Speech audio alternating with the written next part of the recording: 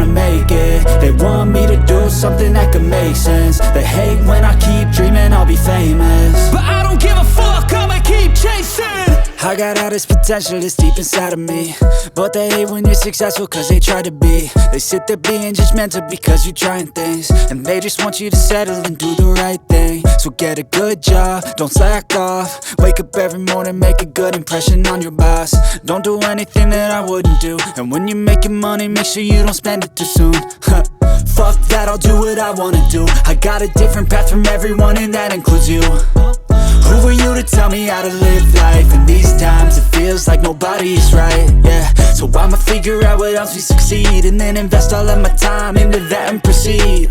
I need whatever the hell could make me happy, and I don't think you have a clue what could that be. They tell me that I'm never gonna make it. They want me to do something that can make sense. They hate when I keep dreaming I'll be famous, but I don't give a fuck, I'ma keep chasing.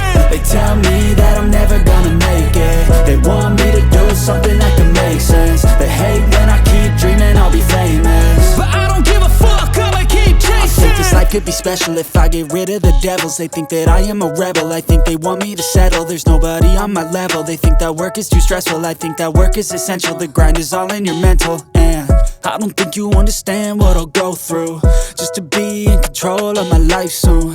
All the negativity, man, I'm immune. I don't really need a mask with all I've been through. I've been making changes for the ages.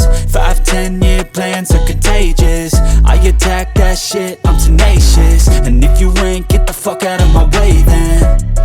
Got one life, I won't regret it. I will fight until I get it. I'll look back one day from heaven and say, damn, I learned some lessons. And say, damn, I have no questions. I had fun in every second, and the journey was a blessing, yeah. They tell me that I'm never gonna make it. They want me to do something that can make sense. They hate when I keep dreaming I'll be famous, but I don't give a fuck, I'ma keep chasing. They tell me that I'm never gonna make it. They want me to do something that can make sense. They hate when I keep dreaming I'll be famous, but I don't give a fuck, I'ma keep chasing.